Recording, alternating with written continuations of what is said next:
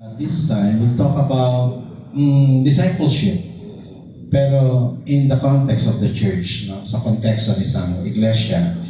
Ang tanong dito, paano nagkakaroon ng isang malusog na church o iglesia? Alam niyo po, ang church parang tao yan. No? Sabi nga ni Paul, we are body of Christ. Tama po ba?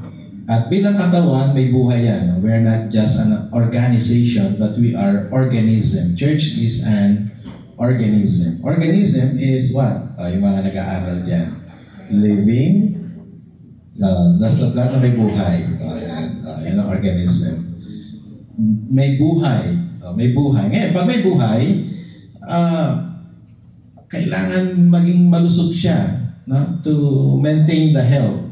To maintain yung kanyang growth. Kailangan maging malusog siya. Ngayon, paano magiging malusog ang isang church? Okay? Pag-usapan natin yung pagsimula pa lang. Paano masisimulan ang isang iglesia?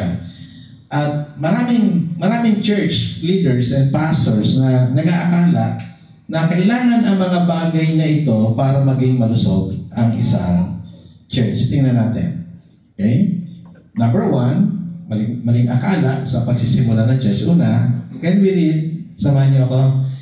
Need ng malaking pondo sa mission. No? Kailangan malaking pera. So, yun ang inaakala ng iba. Pag may malaking pera, we can start a church. Alam niyo po, itong COH Canlubang nagsimula lang sa sala ni Nanay. Nanay Telma. 3 pamilya, no? Pamilya ng Barce. At 2 lang nga noong una eh. Barce at Bite family lang, bago nadagdag ang Tortogo, tapos hindi na kasya, lumipat sa KTV bar, tapos hindi na rin kasya, lumipat dito. Pero nag-umpisa na walang pondo, walang pinag-usapan magkano ba budget natin for the church planting. Pangalawa, akala ng iba, kailangan ng isang expert na church planter, no? Kailangan expert. Sa Banyadero, meron nga lagi ko nagkukwento, si Brother Bart sa isang barbero, pero nakapag-plant ng church. No? Barbero. Kapag nga yung mag-share ng gospel, sabi niya, kasi pag-Inglesan, ayoko ng Inglesan, gusto ko Tagalog lang. Pero nakapag-plant ng church. At hanggang ngayon, masipag na kasama sa pagpa-plant ng church. No? Last Friday, nagsimula tayo ng gawain sa Santa Rosa, no? Sa Garden Villas. Ayoko ko kung familiar ka doon sa lugar, no? Garden Villas. Nag-start tayo ng gawain doon. For now, once a month. Pero pag lumago sila, magiging regular din yan. Kaya magiging problema natin sa future talaga, manggagawa, no? Pastor. Okay, pangatlo, need na magandang lugar or magandang equipments at iba pa. Yan iniisip nila to have church. Yan yung mga maling akala. Pero, alam natin na sa Diyos, hindi ang mga bagay na ito ang pangunahing pangangailangan sa pagtatanim ng church. Okay? Ano ang mga pangunahing pangangailangan? Dito sa Bible, sa New Testament especially, may mga magandang halimbawa, no, ng tamang pagsisimula ng isang church na pwede natin pag-aralan at pwede natin sundan.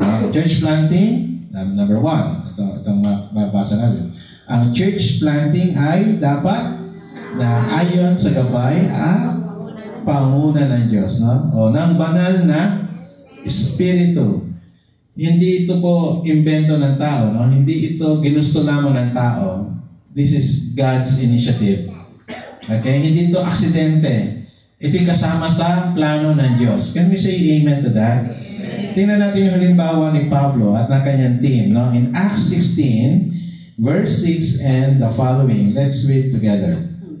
Sapagkat binawalan sila ng Espiritu Santo na mangaral sa lalawigan ng Asya, naglakbay sina Pablo sa lupain ng Phrygia at Galatia. Verse 7, pagdating sa hangganan ng Mysia, papasok na sana sila sa Bithynia, subalit hindi sila pinahintulutan ng Espiritu ni Jesus. Verse 9, kinagabihan, nagkaroon si Pablo ng isang pangitain, isang lalaking taga-Macedonia ang nakatayo at nakikiusap sa kanya, kung marito kayo sa Macedonia, tulungan ninyo kami. Verse 10, Pagkatapos ng pangitahin ito, gumayak agad kami sapagkat natiyak namin kami tinatawag ng Diyos upang ipangaral sa Macedonia ang magandang balita. No?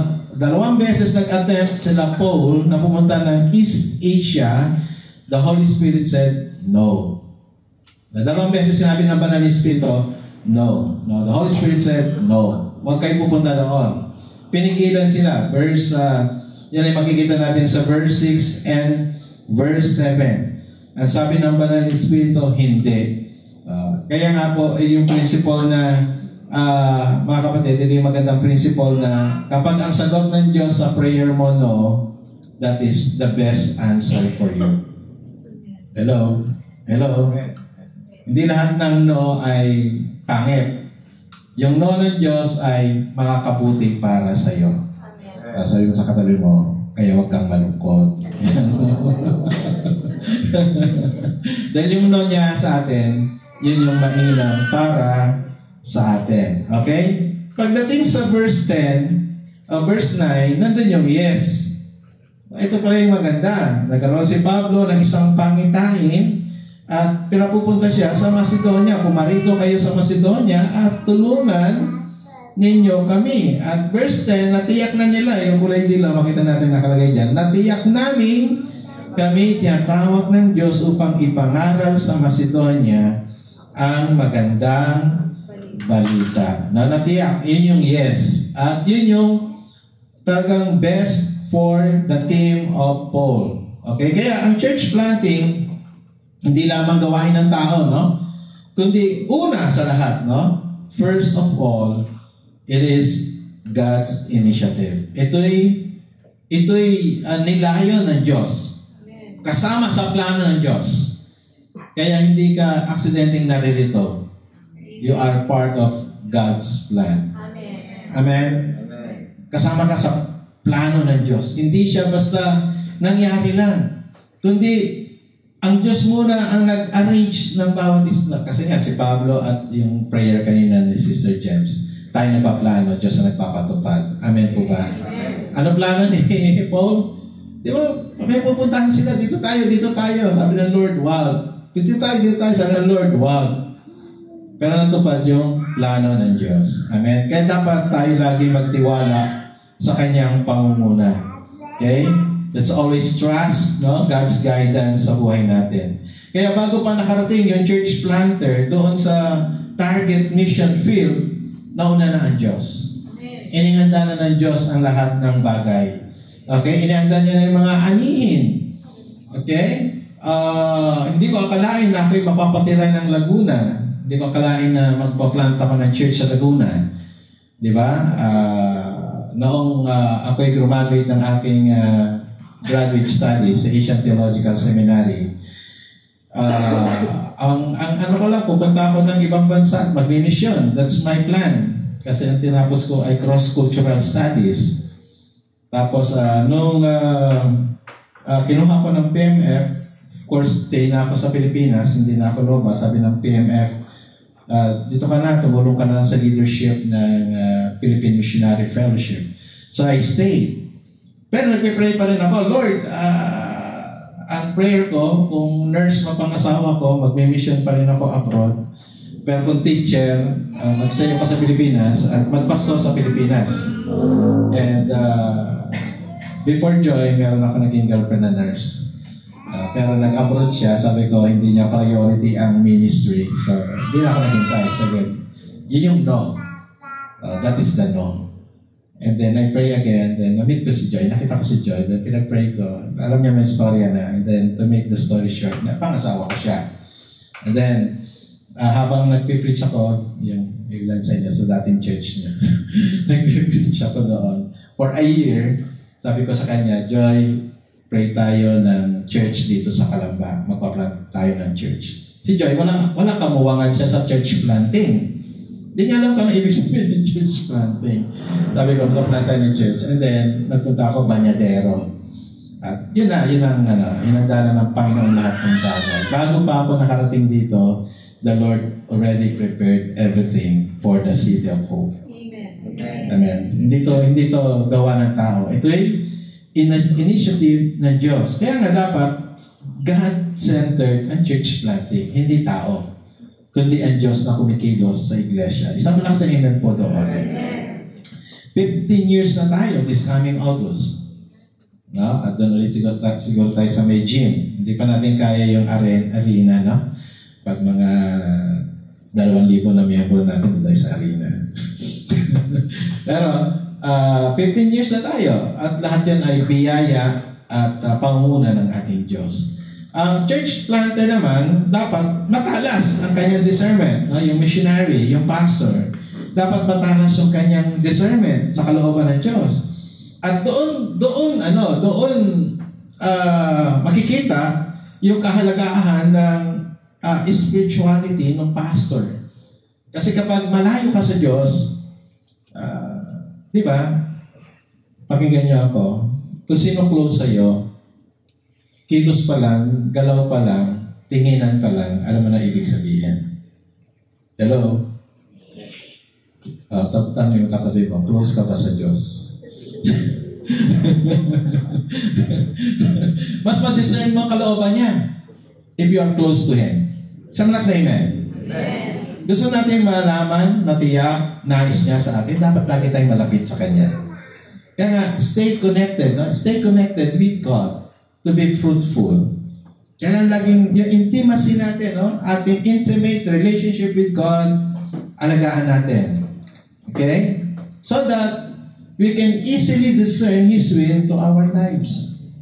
Madali natin malaman anong nais niya sa buhay natin. At pag matuklasan natin ang nais niya sa buhay natin, laging perfecto. Laging pinakamainam para sa atin. Isang malas ang iman ko doon. Laging pinakamainam.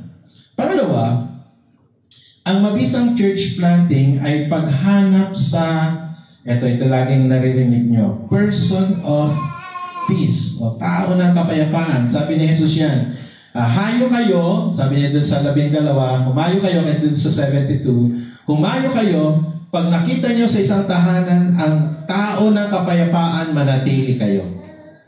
Pag mayroong person of peace, stay. Ang ibig sabihin ng Panginoon Kristo, hanapin nyo yung person of peace. Dahil mahalaga ang role ng person of peace sa church planting. Hindi ka na mahihirapan. Halimbawa, isang magandang halimbawa, isang leader natin na si Brother Mark. Matagal ko siyang kilala. Tatawagan niya ako, Pastor Ferdy, kapit tayo, may kukonsulta ko sa iyo. So, kakapit lang kami. Tapos, minsan, handog mo anak ko, Pastor, handog ko. Pag kailangan niya ako, ganun lang yung relationship namin. Yung kailangan papunta ako. And then, hindi ko siya naiyaya. Maging part ka na ng COH, hindi ko siya naiyayang gano'n. And then, such time, sabi niya, Pastor, bakit hindi ka mag-start ng gawain sa Marikina, doon sa aking resort? Sige, walang problema. No? Hanggang ngayon. Nasustain yung Marikina, bagamat malayo. Siyempre, pamasahe, malaki ang toll, malaking gastos. Pero hindi, handa niya lahat. Lugar, pagkain, pamasahe, lahat handa. Dahil natagpuan mo ang person of peace. Mahalaga ang role ng person of peace. Pinadadali ang gawain. Okay? Dito sa Kanlubang, of course, sila nanay naging person of peace. Sila Sister Lynn, Barce, tapos nasunod ang mga Tortogo, hanggang sa dumami ang mga person of peace dito sa church. Amen? So, mahalaga hanapin ang person of peace. Okay? Basahin natin sa verse 11, Acts 16:11. Ito ang basa natin. Sabayan niyo ako sa pagbasa. Mula sa Troas, tuloy-tuloy kaming naglayag papuntang sa Otracia at kinabukasan sa Neapolis. Verse 12. Mula naman roon, napunta kami sa Filipos, isang pangunahing lungsod na sakop ng mga Romano sa dakong iyon ng Macedonia. Nanatili kami roon na ilang araw, 13. At ng araw ng pamamahinga, lumabas kami ng lungsod at nagpunta sa tabing ilog sa pag-aakalang doon ay may pinagtitipunan ang mga Hudyo upang manalangin. Naupo kami at nakipag-usap sa mga babaeng nagkakatipon doon. And then verse 14, ito yung person of peace na, no? Sabay-sabay.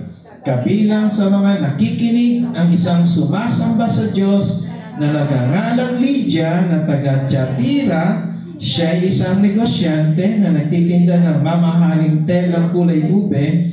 Binuksan ng Panginoon ang kanyang isip upang kanyang pakinggan ang ipinapangaral ni Pablo. 15, nagpabautismo siya at ang kanyang buong pamilya. Pagkatapos sinabi niya, kung itinuturing po ninyo akong tunay na lingkod ng Panginoon, doon na kayo tumuloy sa amin. Mahigpit ang kanyang anyaya, kaya't hindi namin napahindian. Ang daming no ng Lord kay Paul, kay Silas, kay Timothy, kay Luke. Ayan yung team nila. Ang daming no.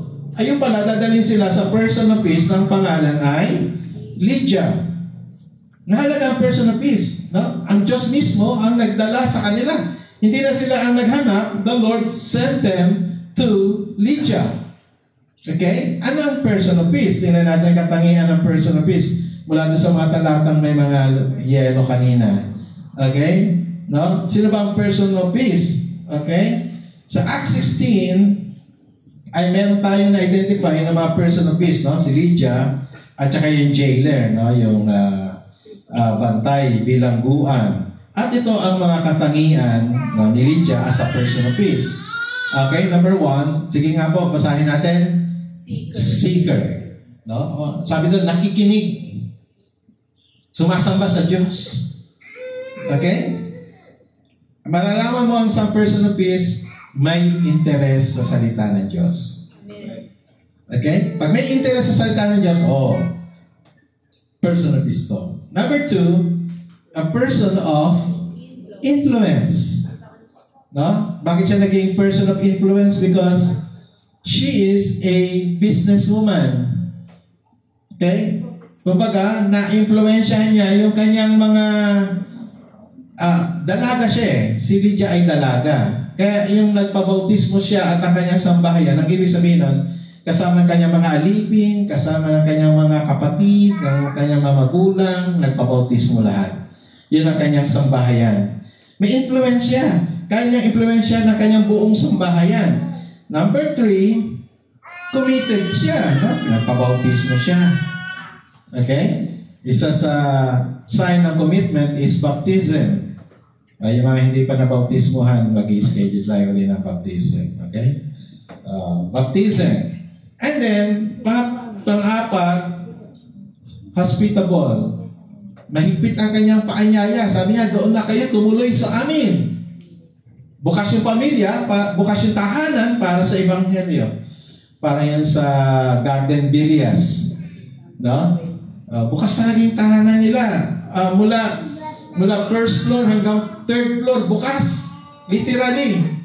Kami nag-worship sa first floor. Sa third floor, nag-bilyar sila. Yung mga kasama namin. Galing pala si Brother Parts, si Pastor Parts, magaling pala mag-bilyar. Bukas yung tahanan. Buong tahanan bukas. They're so hospitable. Sila rin naghanda ng pagkain. Okay, so those are the person of peace. At mahalaga yan sa church planting. Kapag walang ganyan, may church planting pero mahirap. Pero kapag may ganyan, madali ang church planting. Sa PMF, nagtataka sila, bakit ang City of Hope mabilis ang pagdami? Yung mga pastors nagtataka. Kasi anong sekreto nyo at mabilis ang pagdami ng mga iglesia nyo? Sabi ko, hanapin nyo yung person of peace. Kasi yung person of peace ang tutulong sa iyo para mabilis na lumago ang isang church. Okay? Number 3. Ito, number 3. Sabay-sabay. Ang lumalagong bagong church ay paghahanap at pag-share ng gospel sa iba pang person of peace. No? Huwag makontento sa isa. Okay? Dapat magdagdag ka pa ng mga persons of peace. Tingnan natin dun pa rin sa chapter 16. Doon na tayo sa verse 29. No? Ito ibang istorya na to. Okay? Nung nakulong si Pablo, si Silas, nag-worship sila sa bilangguan, lumintol, at nakalagyo ka ng mga tanikala, at magpapakamatay na sana yung jailer, at sabi ni Pablo, huwag kang magpakamatay na dito kami, hindi kami tumakas. At pagkatapos ito yung sunod na istorya. Let's read verse 29. Sabay-sabay. Nung hingi ng ilaw ang bantay, patakbong pumasok at nanginginig na nagpatira pa sa harapan nila Pablo at Silas. Verse 30. Sila inilabas niya at sinabi, Mga Ginoo, ano po ang dapat mong gawin upang ako'y maligtas? 31. Sumagot naman sila, sumampalataya ka sa Panginoong Jesus at maliligtas ka ikaw at ang iyong sambahayan. 32. At ang salita ng Panginoon ay ipinahayag nila sa kanya at sa lahat ng nasa kanyang bahay. Nang oras din iyon, hinugasan ng bantay ang kanilang mga sugat at siya'y nagpabautismo pati ang buo niyang sambahayan. Another person of peace. Okay. Biglang dami ang church, ang member dun sa Pilipos, no? Yung Philippian church. Bakit? Sambahayan ni Lydia, sambahayan ng jailer, mga unang miyembro ng Philippian church. At alam niyo ba, pakinggan niyo ako, si Pablo walang second missionary journey, walang third missionary journey, kung walang Philippian church. Do you understand that? Hindi magpapatuloy si Pablo sa second missionary journey, third missionary journey, buong Europe yun, kung walang Philippian church. Bakit? Kasi itong church na ito ang nag-support. Itong church na ito ang nag-support sa kanyang second and third missionary journey hanggang siya'y mamatay. At alam nyo, ang COH Calamba, both Bañadero and Canluba are like Philippian church. Alam nyo ba na tayo nagsusupport sa mga pastors natin? Yung mga karaniwang miyembro, hindi alam, ano? Pero dito nang gagaling mga support sa mga pastors sa dalawang church na ito. This is like Philippian church. Amen? Tanong mo sa katabi mo, ikaw ba si Lydia?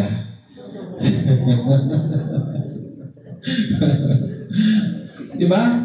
Hanggang sa, listen. Hanggang sa nakarating sa lahat ng sulok ng mundo ang Ebanghelyo. Wow. Nagkaroon ng church sa Rome. Nagkaroon ng church sa Africa, sa Ethiopia, North America, South America. Kumalat ang Ebanghelyo. And this all started in Philippi. Hello? Pakinggan nyo. Ito'y gawa ng Diyos. Amen? Gawa ng Diyos. Plano ng Diyos at tinupad ng Diyos. Verse 34, ito sabi, and let's read again together, sabay-sabay. Pagkatapos sila'y sinama niya sa kanyang tahanan at pinaganda ng pagkain, masaya ang bantay at ang kanyang buong sambahayan sapagkat sila'y sumampalataya sa Diyos. No, maganda kung may mga individual na nabahaginan ng gospel. Maganda yun. One-to-one. Dito si Yuch sa Victory. One-to-one. Tama na? One-to-one. Mahalaga yun, one-to-one. Pero medyo slow ang pag-spread ng gospel. But once you find the person of peace, buong sambahayan agad. Kumbaga, bultuhan, yung package. Package. Mas madami na abot, no? Mas madami mabahaginan sa pamagitan ng person of peace. At doon sa Garden Villas, sabi ko nga, minsan, si Sister Ann ay nag-undergo ngayon ng radiation. Chemotherapy. Undergo siya. Sabi ko, minsan, paraan ng Diyos, minsan masakit para hanapin natin siya. Minsan, pag hindi natin kailangan ng Diyos, di ba? Ano lang tayo, no? Okay lang. Pero pag dumating pagkakataon na dumaan ka sa pagsubok, parang you need God. At minsan, ang paraan ng Diyos, no? To share the gospel, to spread the gospel. Amen? At pag yung person na bisa kita mo, yun, kalat agad sa mga kaibigan, kamag-anak, kaya marami agad nagtitipon no? Ngayon, pang-apat, para maging malusog talaga ang church ay ito. Sabay-sabay po. Para patuloy lumago at tumibay ang bagong church, dapat consistent at nagpapatuloy ang discipleship. Sa atin yung OBS, no? Outreach Bible Studies, no? Magkakaroon ng Disciple Makers Training ulit tayo rito sa church. At yung mga willing maging bahagi ng discipleship, pwede kayo dumalo. Okay? Sabi mo sa katabi mo, sama ka ha. Natutulog tayo dito ng DMT. Hindi natuloy. Nasa plano siya, pero hindi natutuloy. I-schedule na siya. Okay, mamaya sa meeting ng mga leaders. Verse 40, tingnan natin to. Okay, sabay-sabay. Pagkalabas ng bilangguan, sina Pablo at Silas ay nagtuloy sa bahay ni Lydia at dinatnan nila roon ang mga kapatid. Ibig sabihin, meron ng church sa bahay ni Lydia. Okay? Meron ng church. Nandun na yung mga mananampalataya. Bago umalis ang dalawa, pinagbili nila ang mga kapatid na magpakatatag sa pananampalataya. Ito yung version na Mabuting Balita, Biblia. No? Nagbunga na ang church planting ni Paul, ni Silas, and Timothy sa Pilipos. No? Meron ng lumalagong house church sa Pilipos na ang person of peace ay ang host na person of peace ay si Lydia. Okay? Lumalago na. Meron ng simbahan doon sa bahay ni Lydia. At siguradong malaki to kasi negosyante, no?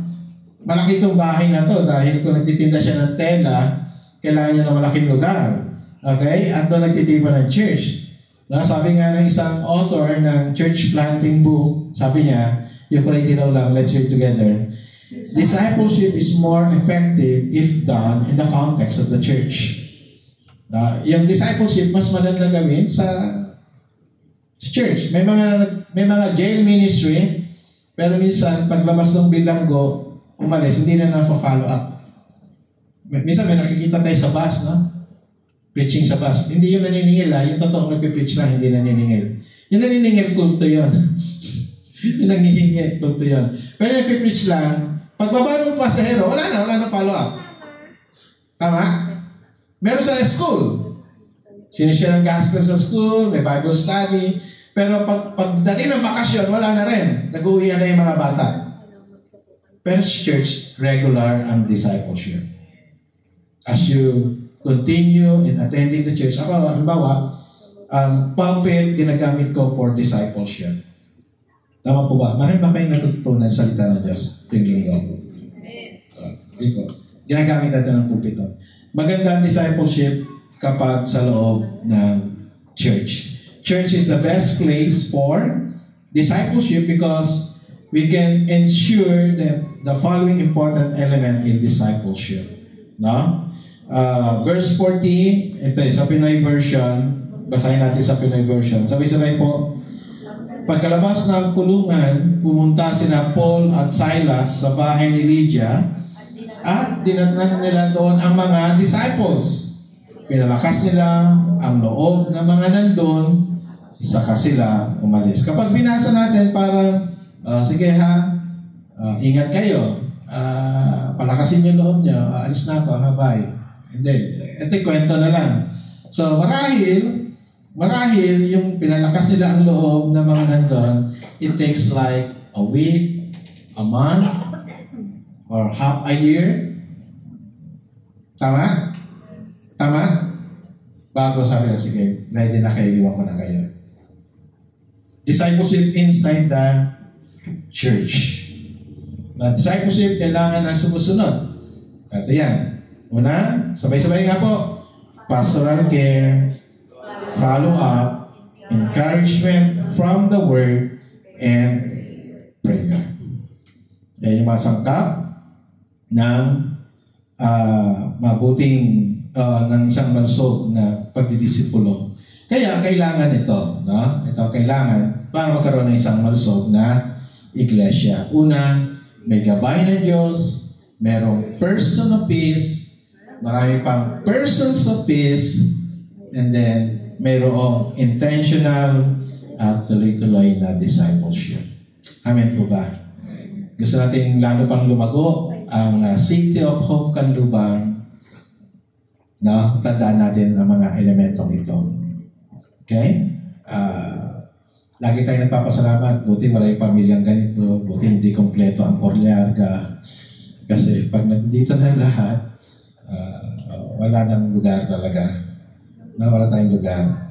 Gusto natin lumago ito, patuloy pa lumago. Lagi natin isa-isip mga bagay nito. Gabayan tayo ng Diyos. Makatagpo tayo ng mga persons of peace. Marami pang persons of peace. At patuloy nating gawin ang pagdidisipulo sa bawat isa. Okay? Sama-sama tayong lalago sa ating Panginoon. Okay? Amen po ba? Sige tayong lahat tumayo. Panginoon, salamat po sa isang napakagandang umaga ang meron kami. Salamat sa kalakasan, sa buhay, sa kasabigan na makaliig ka sa umagang ito. Thank you for your presence, Lord God. Thank you for giving us a blessed rest this morning in your presence. Thank you for your word that assured us, Lord, na ang plano mo sa amin, Panginoon, laging mabuti, laging maganda, laging pinakamainam para sa amin. That indeed you are our loving God, our loving Father in heaven. Salamat po, Panginoon. Panginoon, may mga kahilingan about sa rito, sa kagalingan, sa mga karamdaman. Ngayon pa lamang, Panginoon, Lord, in the name of Jesus, paranas ang kumpletong kagalingan sa pangalan ng Panginoon Kristo. Na sinasabi mo, Panginoon, sa iyong mga sugat, by your wounds we are healed, Lord, in the name of Jesus.